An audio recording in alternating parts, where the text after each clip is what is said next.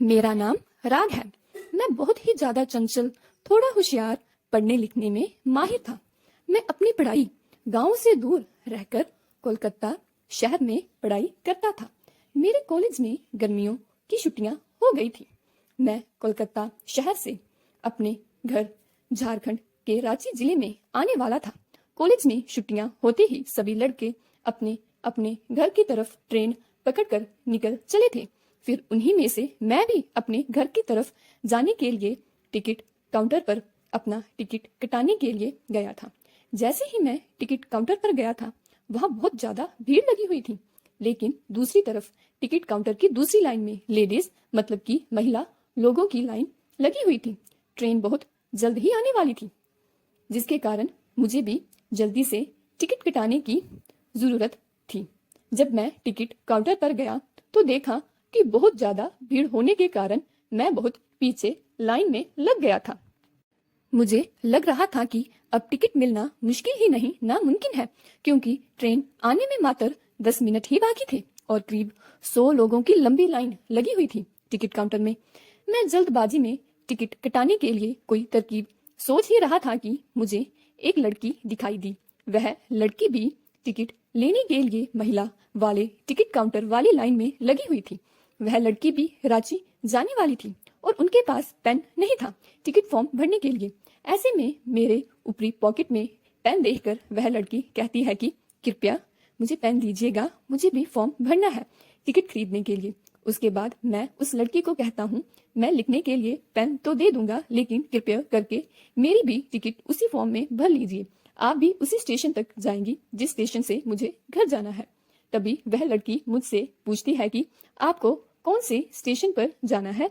उसके बाद मैं कहता हूँ कि मुझे झारखंड के रांची स्टेशन तक जाना है। फिर वह लड़की भी कहती है मुझे भी झारखंड के रांची डिस्ट्रिक्ट में जाना है। वह मान जाती है और कहती है कि ठीक है, मैं आपका टिकट भी अपनी टिकट में ही मिलाकर ले लूंगी। फिर मैं अपनी पॉकेट से पैसे निकालकर उस लड़की को टिकट कटाने के लिए देता हूँ। हम दोनों टिकट लेकर दौड़े दौड़े ट्रेन के पास आते हैं। जैसे ही ट्रेन में हम दोनों पहुंचते हैं, ट्रेन 1 मिनट में अपना इंजन चालू करके चल पड़ती है। मैं और वह लड़की दोनों चैन की सांस लेते हैं और दोनों आमने सामने वाली सीट में बैठकर बातें करने लगते हैं। हावड़ा स्टेशन से रांची स्टेशन जाने के लिए करीब करीब 8 से 9 घंटे लगते हैं और वह भी यह सफर रात का सफर होता है। वहीं से ट्रेन रात में ही चलती है। ऐसे में हम दोनों को बातचीत करने के लिए मौका मिल जाता है। हम दोनों अपनी अपनी सीट पर बैठकर दोनों एक दूसरे से बातचीत करना शुरू कर देते हैं। गाड़ी चलते ही थोड़ी देर होने के बाद वह लड़की कहती है कि मुझे खाना खाना है, मुझे भूख लगी है। तभी मैं कहता हूँ कि जी ठीक है, आप खा लीजिए, मैं बाद में खा लूंगा, मुझे अभी भूख नहीं लगी है। इतना सुनते ही वह लड़की कहती है कि जब आप खाएंगे तो ही मैं खाऊंगी। तब मैं पूछता हूँ कि क्यों, ऐसी क्या बात है कि जब मैं खा लूंगा तो ही तुम खाओगी। तभी वह लड़की कहती है कि हम दोनों साथ में जा रहे हैं, मैं अकेले खाऊंगी, मुझे अच्छा नहीं लगेगा। इस कारण से जब आप खाएंगे तो ही मैं खाऊंगी। हम दोनों में बातचीत शुरू हो जाती है और मैं उस लड़की का नाम पूछता हूँ। वह अपना नाम सीमा बताती है। तभी वह कहती है कि मुझे तो आपका नाम पहले से ही पता है। उसके बाद मैं कहता हूँ कि आपको मेरा नाम कैसे पता चला है। तो सीमा कहती है कि आपने अपना नाम और उम्र टिकट भरते समय बताया था और वह टिकट अभी भी मेरे पास ही है, इसी कारण से मुझे आपका नाम पता है। तभी मैं कहता हूँ कि मुझे तो यह पता भी नहीं है कि आपको मेरा नाम भी पता होगा। मुझे तो याद भी नहीं है कि मैंने अपना नाम आपको कभी बताया होगा। तभी वह लड़की कहती है कि आपने तो बताया था मुझे और मैं अभी भी आपका नाम जानती हूँ। रात बहुत ज्यादा हो जाती है। हम दोनों अपनी अपनी सीट पर सो जाते हैं। सुबह के 3 बजे हम दोनों की नींद खुल जाती है। उसके बाद हम दोनों अपनी अपनी बोतल से पानी पीते हैं और फिर से हम दोनों एक दूसरे से बातचीत करना शुरू कर देते हैं। ऐसे बात करते करते सुबह के 6 बज जाते हैं। ट्रेन अपने स्टेशन पर पहुंचने वाली होती है। हम दोनों सोचते हैं कि अब तो हमें एक दूसरे से अलग हो जाना है। मुझे वह लड़की बहुत पसंद आती है और शायद उसे भी मैं बहुत पसंद आता हूँ। लेकिन हम दोनों बिना कुछ बात किए एक दूसरे से दूर जाने के लिए तैयार हो जाते हैं। जैसे ही ट्रेन रुकने वाली होती है वैसे ही वह लड़की मतलब कि सीमा और मैं हम दोनों अपना अपना सामान उठाते हैं और अपने घर की तरफ चल देते हैं। लेकिन मैं एक पर्ची पर अपना नंबर लिखकर सीमा के हाथ में उसे पकड़ा देता हूँ।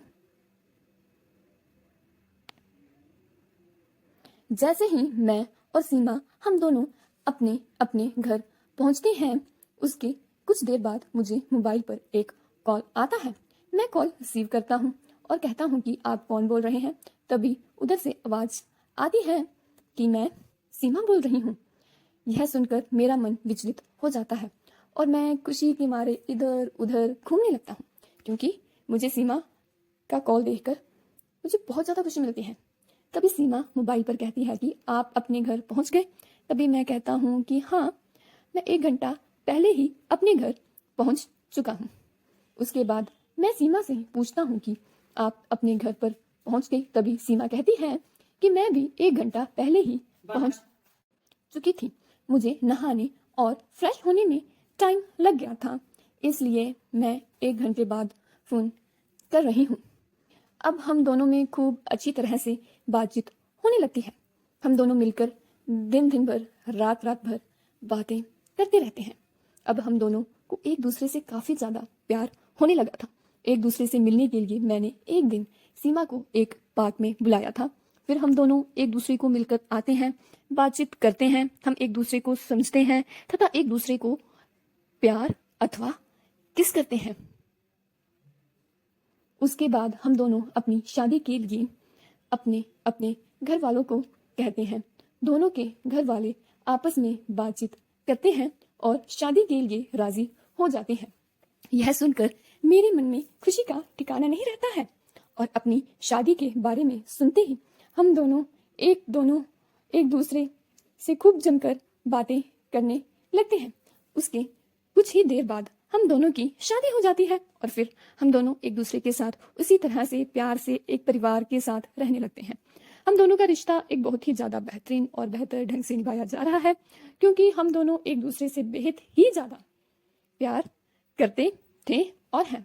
दोस्तों, उम्मीद करती हूँ आपको हमारी कहानी पसंद आई होगी और अगर आप अपनी कोई कहानी लोगों को बताना चाहते हो तो मुझे मेरे इंस्टाग्राम अकाउंट पर डीएम करके अपने जीवन की कहानी बता सकते हैं, जिसका लिंक मैंने डिस्क्रिप्शन में